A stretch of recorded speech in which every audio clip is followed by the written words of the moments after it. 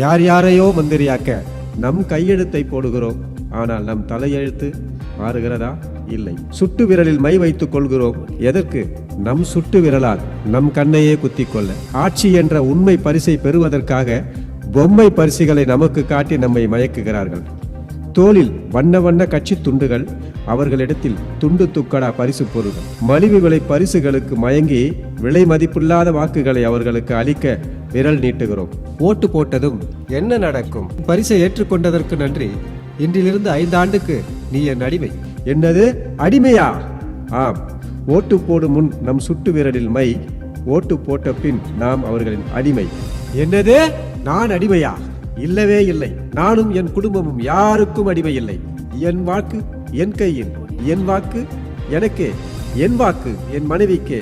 என் வாக்கு என் பெற்றோர்க்கே. என் வாக்கு என் சந்ததியர்க்கே.